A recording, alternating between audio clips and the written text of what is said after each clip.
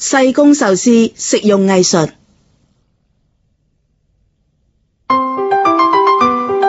睇起嚟好似係五彩繽紛嘅糖果，其實佢哋係壽司。從日本富士山到栩栩如生嘅雀鳥、花卉，200幾年嚟，細工壽司師傅一直努力創製可以食用嘅精緻藝術品。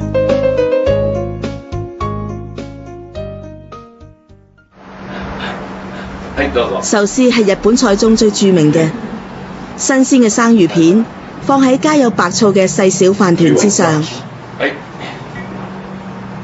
起初，細工壽司只係跟隨四季變化，負責配搭主菜，同其他日本事物一樣。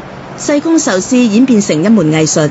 喺一般嘅壽司店，細工壽司只會喺特別節日出售，但係有不少壽司師傅每日都會做細工壽司。師傅通常都係利用做普通壽司剩下嘅材料，要做出咁精緻嘅壽司，一定要有高超嘅手藝。日本藝伎壽司，壽司師傅用紫菜做成頭髮，用碎魚肉同魚子做頭飾，再用青瓜做髮夾。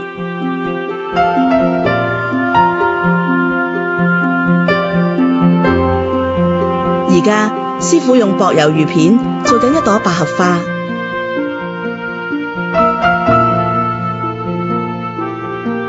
呢啲蜻蜓同蝴蝶嘅觸鬚係用竹葉做成嘅。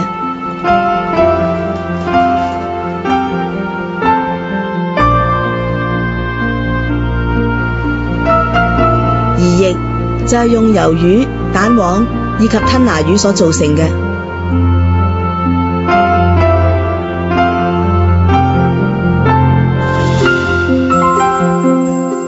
鮮殼以及其他寓意吉祥嘅物品，喺生日新年呢啲節日慶典都非常受歡迎。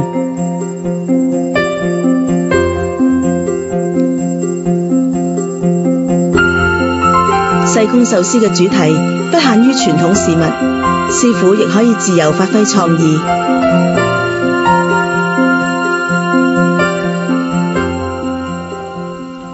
喺細工壽司點綴下，令菜式與眾不同。每次見到細工壽司都令我有驚喜，佢哋就好似係師傅嘅心意。